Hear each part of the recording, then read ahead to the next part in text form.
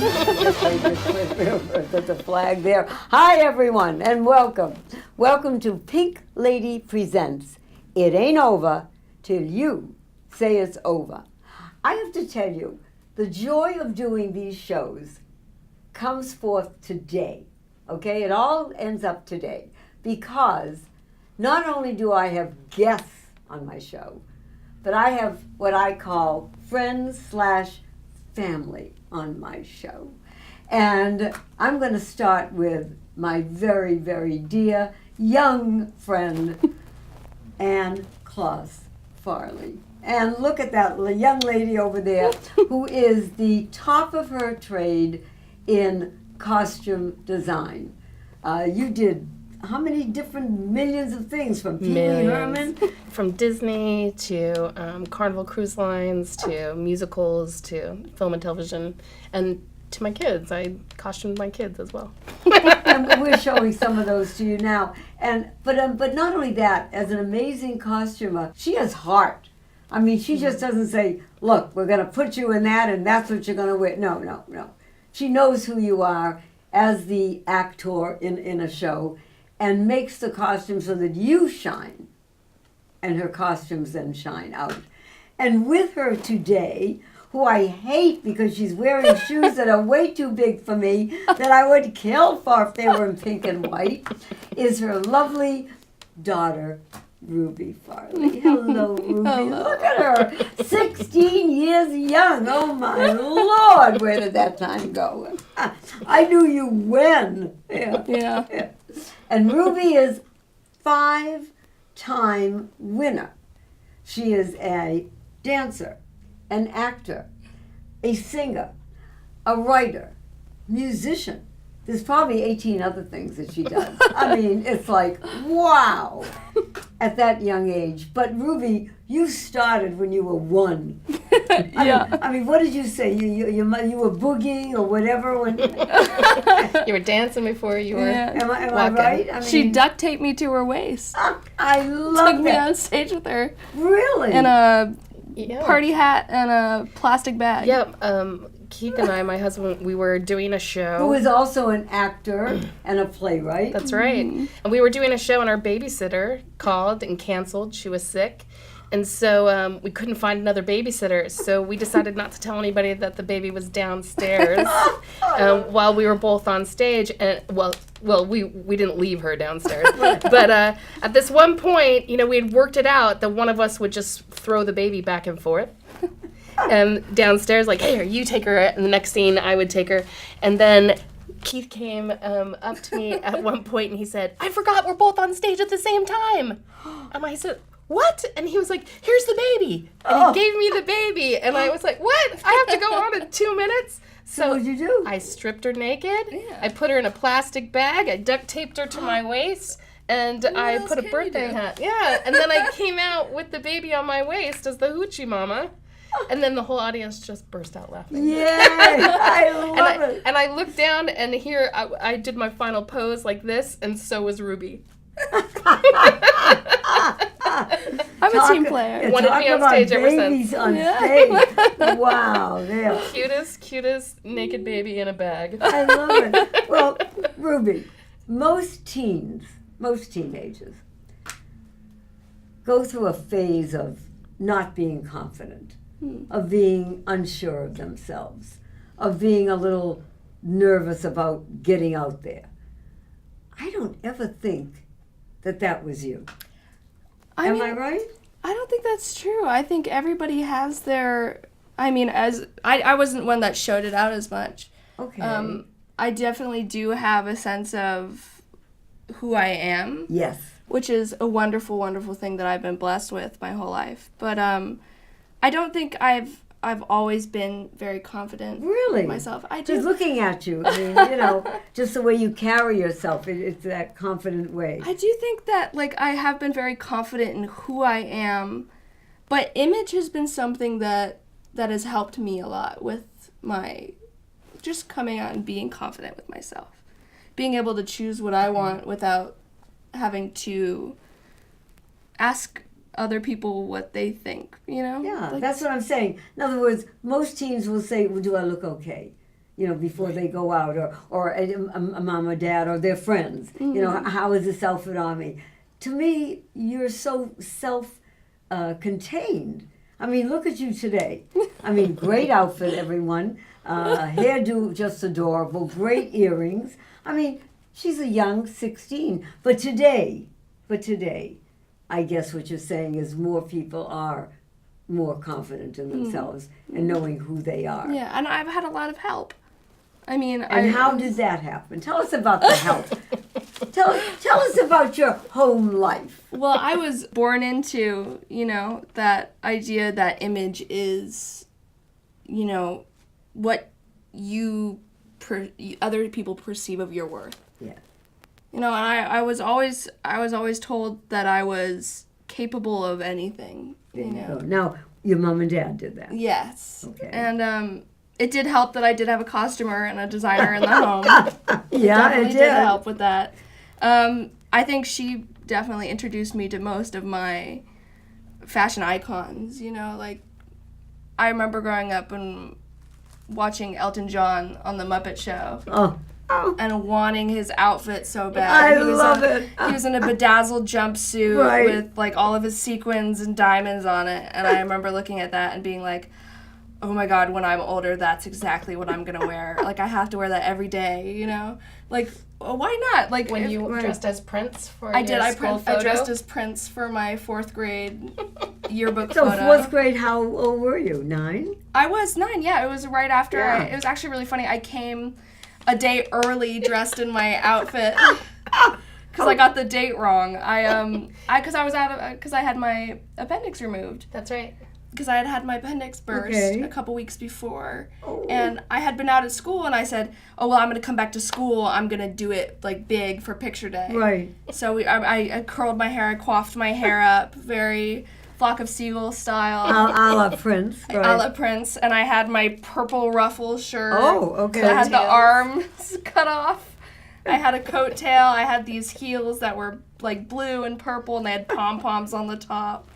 And I remember I walked into school that day. I felt all good. I was like, I'm gonna show off. And the woman was like, What are you "What doing? are you doing?" And I was like, "It's picture day." She was like, "That's tomorrow." And I turned around, I ran back to the car, and I was like, "Mom, it's tomorrow. Take me home. We're going." I was like, "No, I can't go to school." That wasn't the first time that I had dressed up as something That's on the right. day before, too. Oh, that's Yeah, funny. as Albert Yeah. Einstein. I came as Albert Einstein in 2nd grade. Well, now, how was you dressed there? I mean, Well, I was doing a project on Albert Einstein in my Right. 2nd grade class, And and you were so I excited. decided I was going to show off my project as Albert Einstein, and what were you wearing? and I wore a gray wig, a big crazy gray wig, a mustache that I glued onto my face, a mustache, a suit, a suit bow tie. with a little tweed suit with a bow tie. Oh. It was pretty cute. You and look like your Uncle Rob. I did. I did.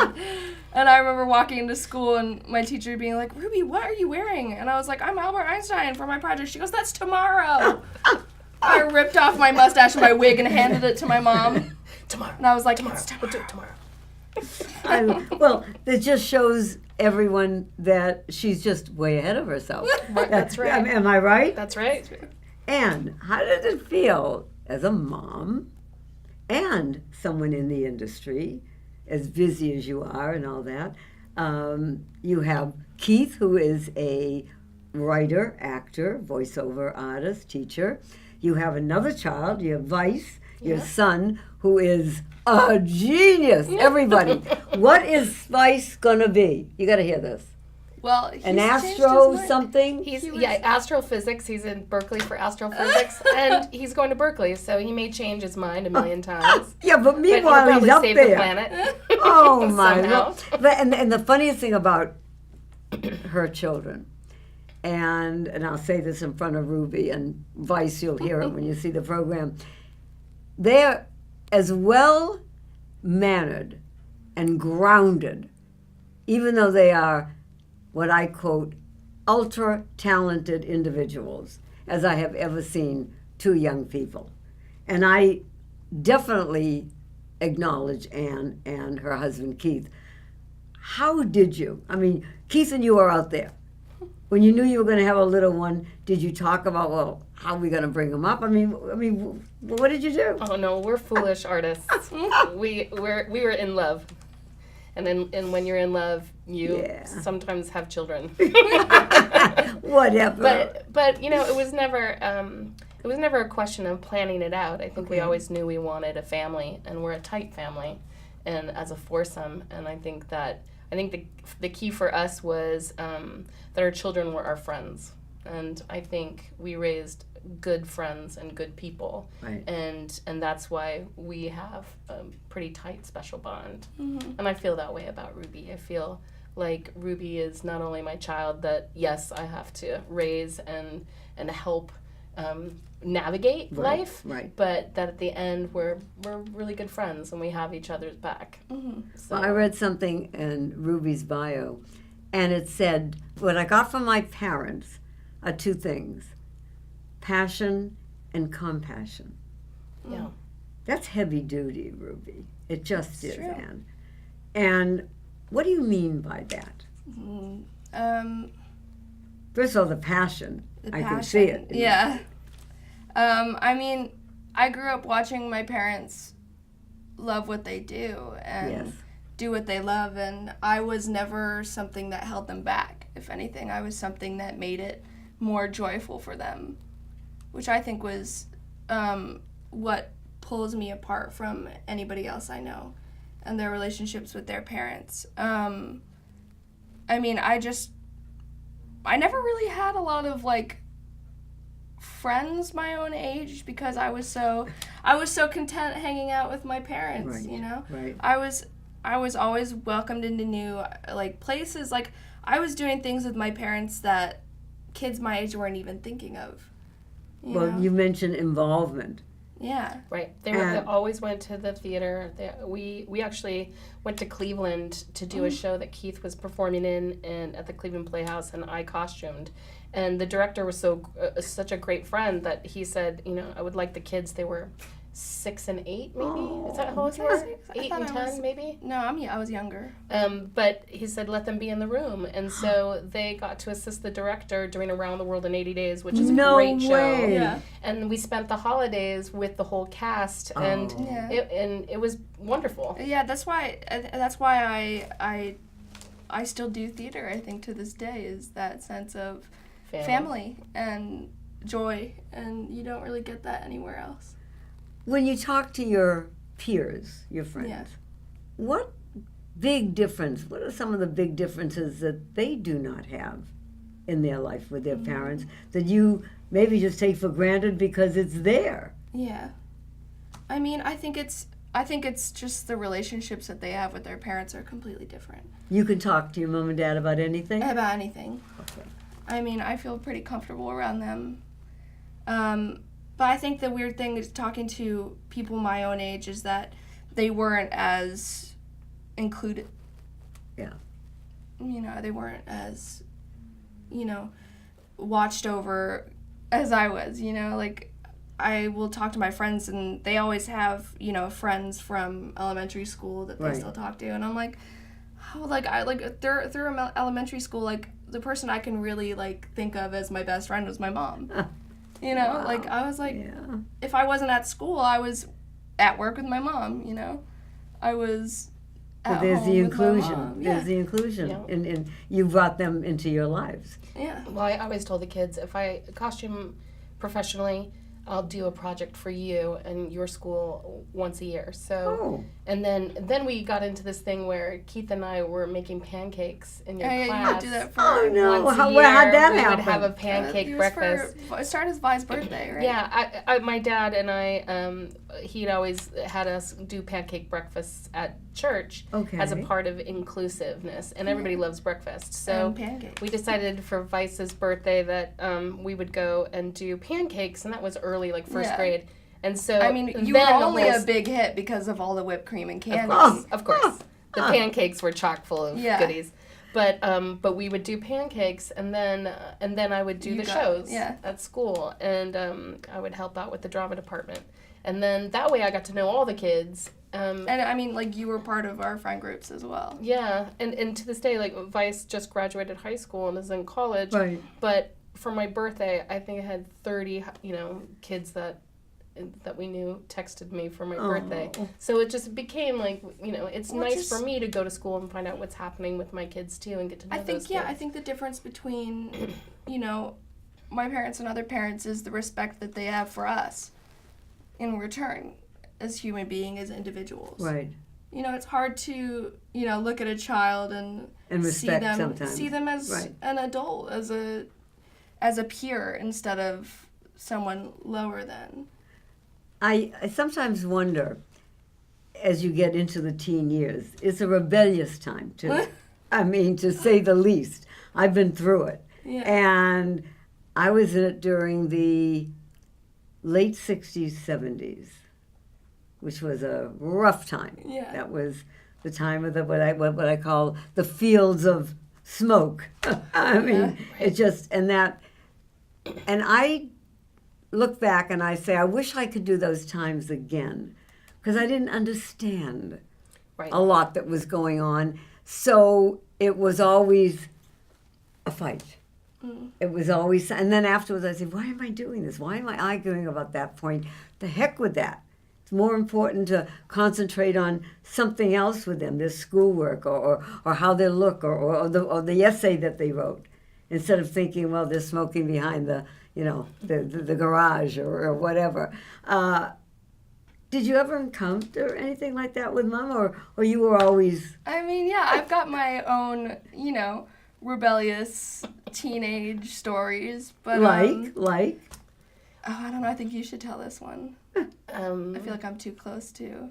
Well, I'll just say, Ruby has had an unusual situation where Ruby's been sick quite a bit. Yes. In Ruby's life. So, I think that kind of tamed down a lot of rebelliousness because trying to be well. Yeah. But if anything, that was what I was rebelling about. Right.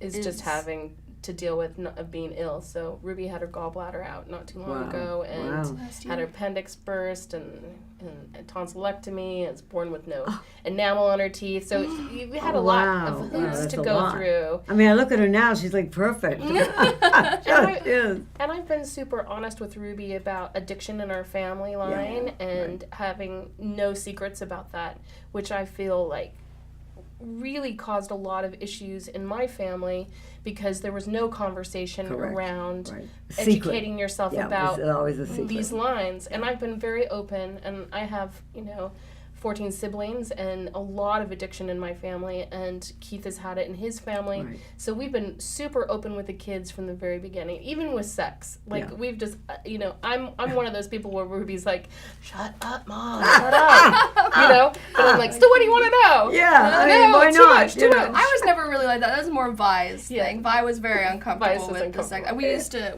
just tease him all the time. We are pretty open. Yeah. We were pretty funny. I love it. You also are someone, Ruby, that is interested not just in one particular thing, but you've taken up ukulele, trumpet, your acting. Tell us something about your acting experiences. Wow. Well, I just finished doing the Laramie Project at school. What part did you take? I had 8 different parts. 8 different parts. It's supposed to be a cast of 80. Wow. There were 12 of us. Okay. Yeah. And the costuming for that show is pretty crazy too. But did you do any of the costumes? She did the costumes. I wore this wig for that show. Really? Yeah. Love it. But that show took a toll on me, I think. Emotionally took a toll on me. Because of the characters or just the running around of the just well, the whole because thing? the story, do you know what it's about? No. Tell our audience. Well, the Laramie Project is about the Matthew Shepard murder. Oh, yes. The murder of Matthew Shepard. Yeah. And it's basically the people that were affected by that and how that came to be a national issue for the LGBT. Correct. It was a really hard show to do because a lot of the cast members were part of the LGBT community. And we're talking about we're playing characters that are homophobic and people who are ignorant to certain issues, and that kind of putting yourself in those people's positions Right. can really affect you. Correct. And the ages, what, they were 16, 17? Yeah. Yeah, and that's tough. I would agree Yeah. with that. But now you're going to a really fun one in Yes, April. I am doing Hairspray. Hairspray. Yeah. I mean, hello. And what part are you playing? I'm playing Velma. And Velma was who? She's the bad guy. She's Amber's mom. She Bad runs the girl. studio. She's the producer. She's not the nicest girl, but she's definitely got the best song. So Always the bad girls are always the they're best always the best songs. roles. They're always the best roles. And in dealing with children, what advice would you give to other mothers and dads who are not in the business, but they're still mother and dads? What is the key that binds you with your children? I think I'm still learning that as I grow as a daughter And you're myself. open. You're open. Right? Yeah. So, I mean, I'm forever a daughter first before I was a mother. Right. And I think that is the key is to acknowledge everything that had happened to you as a daughter, so that when you transfer to a mother, Right. that you clean up your act Yeah. and that you start fresh. This is a fresh new human being, and to not impose the things that didn't work the There you first go. time around. Yeah. So I think for me, I'm constantly talking to the kids about my own experience, so that I think there's forgiveness on their end Right. from where I'm coming from. Right. And in doing so, I think the key is to make sure that your kids realize you're a real human being with real feelings, and you're honest. Because you can evolve if Right. it's honest.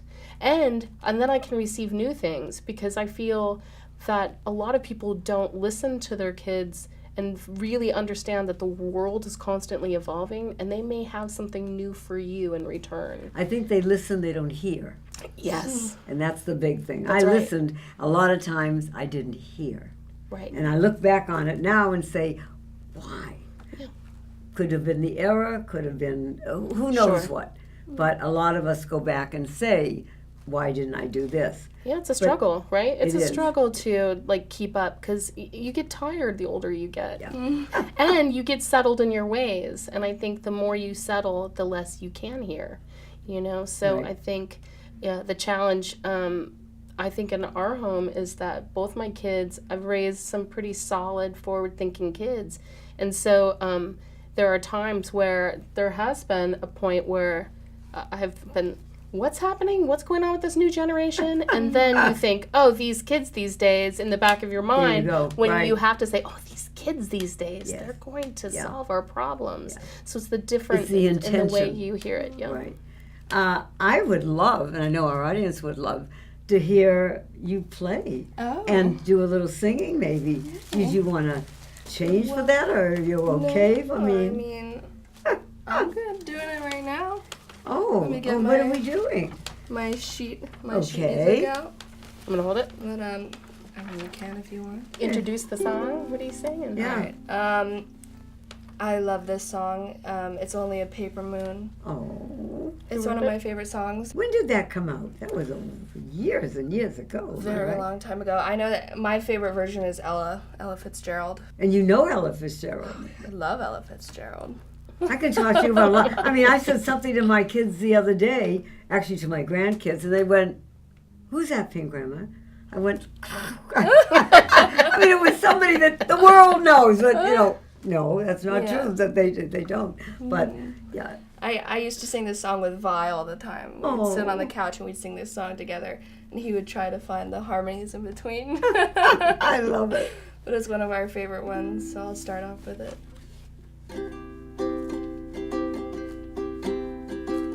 Say it's only a paper moon sailing over a cardboard sea, but it wouldn't be make-believe if you believed in me.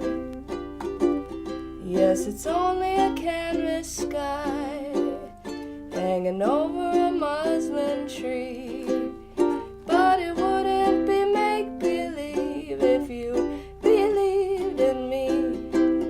Without your love,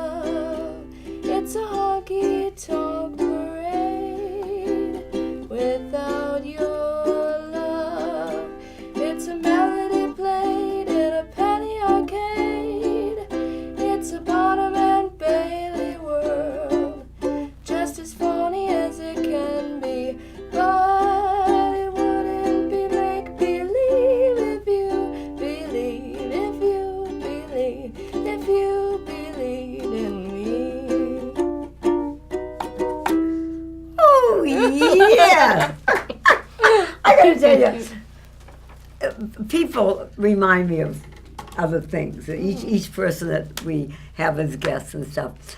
But Ruby, you remind me of a caterpillar. Okay, and that caterpillar is glorious unto itself. But all of a sudden, that caterpillar evolves into a beautiful, soaring, colorful butterfly. And that's you.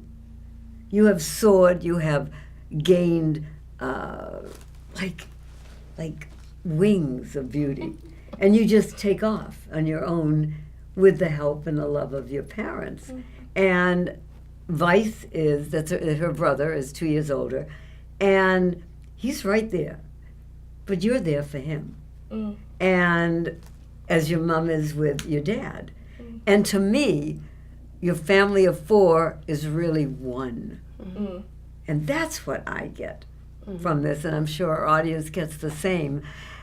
What are you looking to do? I mean, that's a big question. I know, I know. It's a lot to think about, especially I have everyone talking to me about college right now. And, Right. That's my next step. Okay. I think is that. Good. But I know I'm an artist, Right. and I know that that's the direction I'm going in. Right. What I want to focus in on, Right. I'm not quite sure on yet. I know that acting is a huge part of my life, and that's probably something I'm going to stick with for. Well, I think we're going to show our audience fashionality at its best. Absolutely. Because Ruby is a fashion connoisseur in her own world, I'm going to say. It's true. Because I have to tell you, in your ways like I was, I didn't care what anybody else wore. I really didn't. They had years ago, and you're not going to remember this, the Marion Band haircut, which was similar to this, bangs straight though. Yours is more bouffant. Right. And all the kids at school, I'll never forget, I was maybe 13, wore the Marion Band. I mean, there wasn't Right. a girl that didn't have it except Mom, because I hated it on me. And I said, I'm not wearing that. My mother goes, okay, you know. Right. And I would go to school and they would say, well, look at you. And are you too good to wear, you know, the new hairdo? And I don't like it. I think it looks terrible on you. Yeah. And I think you have that chutzpah in you. That, you know what, I know what I look good in. I'm going to wear what I look good in. I don't care what Joan is wearing or anybody else. So tell us about your fashion. Can I just say, Yes. Ruby in elementary school would, when we would go shopping, we should always go to the women's tops, like the older women's tops. And I Right. would say, what are you going to do with that? I don't know, I'll belt it. Well, you don't want to go into the kids section? No. What? They have the dumbest patterns. And absolutely right. Right, I wanted right. something a little more flashy, Yeah. something more mature. But she would come out of the bedroom some days, and I'm like, well, I don't know what that is, but it looks perfect. Yeah. It was just every pattern, everything. But somehow Ruby would I make could it make work. it work. I think I'm most known at school for my wig use. Oh, Yes. like? Well, the other day for Valentine's Day, I got this brand new long red wig. That was my And, present. That was my gift. And I always have everybody come up to me. They're like, wait a second, your hair was short yesterday. Okay. I'm like, yes. You know, they're like, are you just magical or is that a wig? You know, like I've had this question asked me and I'm always like, well, what do you think? You know, I'm like, it could be possible that my hair grew overnight. Okay, but, so like, do you have another look for us But I today? do. I could show you my routine Yeah. of wig use. This is my natural. Look at Underneath. this, everyone. She makes it so easy. It is so I easy, know. but that's the beauty of wigs is that I always wonder why nobody else is wearing wigs. You know, Because it's easy. It's I easy. always thought it was hard, but so much fun too. okay. And then I And get no to be mirror. No mirror, Oh, no, everyone. you don't need a mirror. And then I get to be someone completely different. There you go. I'll pull it back. I'll be your mirror. Thank you. Yeah, Mom will be your mirror. But then you Oh, get that to is adorable. completely change. I love it. I'm like every day I get to come to school as a new person. Well, yeah. And it's The- definitely the a- other one was very cute, darling, and adorable. This is kind of it's sexy. Yeah, like look at me here. And it's everybody. I can be everybody. Mm-hmm. And I think that's why everybody freaks out at me at school so much is just because I have the ability to be okay with myself, to be every version of myself. But then I feel that you've earned, and I know this is true, the respect of your peers. I think that's absolutely true. Truthfully, because I think they realize that you've gone to the place where they maybe want to go and never did, Right. and that they admire that. Yeah. You know, my friends, it's time to go, and I'm just, you know what? I'm just warming up to these family friends guests on our show. Ruby Farley, you're precious. I'm going to read you something. October 6th, 2012, The Beat Goes On.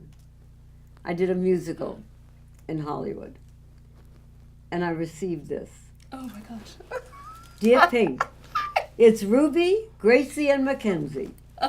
You don't know Gracie or Mackenzie, but I met you today. I'm Ruby, the costumer's daughter. We just want to say that we love you, and we want to be just like you. When we grow up, we're all tween girls, and we just want to say that you're awesome. Love, Gracie, Mackenzie, and Ruby. Yeah. I remember writing that. Thank you, thank you. I cherish this, and I cherish my friendship and family feelings for the both of you. We love you. And we will be back.